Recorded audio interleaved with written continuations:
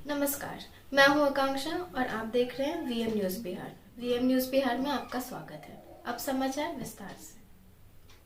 कार्यालय राजेंद्र आश्रम बिहार शरीफ में भारत की प्रथम महिला प्रधानमंत्री आयरन लेडी स्वर इंदिरा गांधी जी की 104वीं जयंती जिलाध्यक्ष दिलीप कुमार की अध्यक्षता में मनाई गई। सर्वप्रथम उनके तैलचित्र पर माल्यार्पण एवं पुष्प अर्पित कर उन्हें श्रद्धांजलि अर्पित की गई। उसके पश्चात उनकी जीवनी पर विस्तार से चर्चा करते हुए जिलाध्यक्ष दिलीप कुमार ने बताया कि इंदिरा जी के स्वर्णिम शासनकाल में देश चहुमुखी विकास की ओर अग्रसर था। साथ ही उन्होंने अपने शासनकाल में देश की सीमाओं के साथ साथ आंतरिक सुरक्षा को भी काफी मजबूत बनाया था। वो देश हित में कठोर से कठोर निर्णय लेने से भी नहीं घबराती थी। सन 1971 में जब पाकिस्तान ने हिंदुस्तान की ओर गलत नजर से देखने का काम कर रहा था तो इंदिरा जी ने अकेले अपने दम पर पाकिस्तान को जीतकर उसे घुटनों के बल टेकवाया था और भीख के तौर पर उसे फिर से दो भागों में बांटकर विश्व में हिंदुस्तान को सबसे अधिक ताकतवर देश के रूप में आगे लाई थी। पाकिस्तान को युद्ध में परास्त कर उसे दो भागों में बंटवाकर एक भाग को बांग्लादेश बनवाने का कार्य की थी। जब पाकिस्तान हार गया था तो उसने एक साजिश के तहत हिंदुस्तान के अंदर सिख उग्रवाद को बढ़ावा दिया, जिसे खलिस्तानी उग्रवादी के नाम से हम लोग जानते हैं। उसे भी उन्होंने ऑपरेशन ब्लू स्टार चलाकर समाप्त करने का काम किया। जिस समय वह सत्ता संभाली थी उस समय देश के सारे बैंक निजी हाथों में थे, जिसे उन्होंने अपनी सूझबूझ से सभी निजी बैंकों का सरकारीकरण करने का कार्य किया। सही मायने में इस देश की आर्थिक स्थिति एवं देश को आत्मनिर्भर बनाने में सबसे बड़ा योगदान पूर्व प्रधानमंत्री इंदिरा जी को ही जाता है। ऐसे कई उदाहरण हैं। उन्हीं के चलते ही इंदिरा जी को विश्व ने आयरन लेडी की उपाधि से नवाजा था। उन्होंने देश में आतंकवाद और देश की सुरक्षा से कोई समझौता नहीं किया और इन्हीं सब कार्यों को करने में उनकी जान भी चली गई। कुछ कट्टरपंथियों ने प्रधानमंत्री रहते हुए ही 31 अक्टूबर 1984 को उनकी हत्या प्रधानमंत्री रहते ही कर दी, लेकिन आज भी उनकी हत्या के 2 दिन पहले का दिया गया उनका भाषण कि मैं जीवित रहूं या न रहूं इसकी मुझे कोई परवाह नहीं, लेकिन मेरे खून का एक एक कतरा एक नया भारत को जीवित करेगा, यह आज भी सभी हिंदुस्तान वासियों को याद है। अंत में सभी कांग्रेस जिन्होंने उनकी जयंती पर उनके बताए रास्ते पर चलने की शपथ ली। इस अवसर पर जिला उपाध्यक्ष जितेंद्र प्रसाद सिंह मुजेद इस्लाम सेवादल अध्यक्ष बच्चू प्रसाद इंटक अध्यक्ष अमित पांडे मो जावेद विवेक कुमार अधिवक्ता इम्तियाज आलम विनय कुमार हाफिज महताब आलम रितेश कुमार संतोष कुमार विजय कुमार के अलावे दर्जनों कांग्रेसी विनय शंकर पिंकू की रिपोर्ट।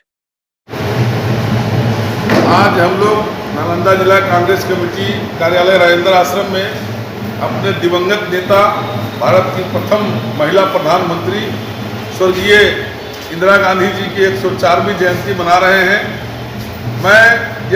इनकी जयंती पर हम लोगों ने ये शपथ लिया है कि इंदिरा जी के बताए हुए रास्ते पर हम लोगों को चलना है।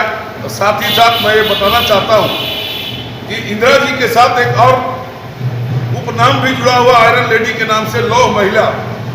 देश हित में कठोरतम निर्णय लेने में भी ये पीछे नहीं हटती थी, कभी नहीं हिचकिचाई, चाहे वो देश का आंतरिक मामले में हो या देश के बाहरी मामले में। आपको याद होगा, सभी लोगों को याद होगा कि सन 1971 की लड़ाई में पाकिस्तान को 2 भाग में बांटने का काम हमारी इंदिरा जी के द्वारा किया गया था। आज छोटा मोटा काम करके भी लोग वाहवाही लुटने में लगे हुए हैं, लेकिन कभी इंदिरा जी ने यह नहीं कहा कि मैंने पाकिस्तान को 2 भाग में बांटा। दूसरी तरफ जब पंजाब में खालिस्तान की मांग बढ़ने लगी तो आतंकवादियों को दबाने में सबसे बड़ा अहम भूमिका हमारे इंदिरा जी का था।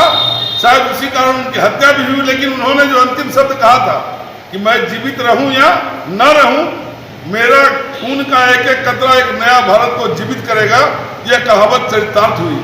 साथ ही मैं एक चीज और आपको बताना चाहता हूं कि आज इंदिरा जी के जयंती के अवसर पर किसानों की लड़ाई ने रंग लाया और जो 3 काला कानून बिल एनडीए सरकार के द्वारा लाया गया था, उस कानून को किसान लोग वापस करवाने में सक्षम साबित हुए। साथ ही मैं उन किसानों को भी बधाई एवं शुभकामना देना चाहता हूं कि आप जिस तरह से मोर्चा पर डटे रहे, हम लोग भी आपके सहयोगी बने रहे। कहीं न कहीं लड़ाई जरूर रंग लाती है, उचित लड़ाई थी। तीनों आज ये साबित हो गया कि एनडीए सरकार के द्वारा जो ये 3 काला कानून लाया गया था वो सही में काला कानून था। आज देश के प्रधानमंत्री ने माना कि मुझसे गलती हुई थी, ये बहुत बड़ी दुर्भाग्यपूर्ण बात है। एक प्रधानमंत्री होते हुए अपने आप को ये कहना कि हमसे गलती हुई थी, ये बहुत बड़ी बात है। कहीं न कहीं देश हित की बात नहीं है, लेकिन किसानों का जो काला कानून वापस किया गया उसके लिए हम सभी उनके शुक्रगुजार भी हैं। आज के लिए बस इतना ही। देखते रहिए वीएम न्यूज़ बिहार। धन्यवाद। यूट्यूब पर सब्सक्राइब और फेसबुक पर लाइक जरूर करें।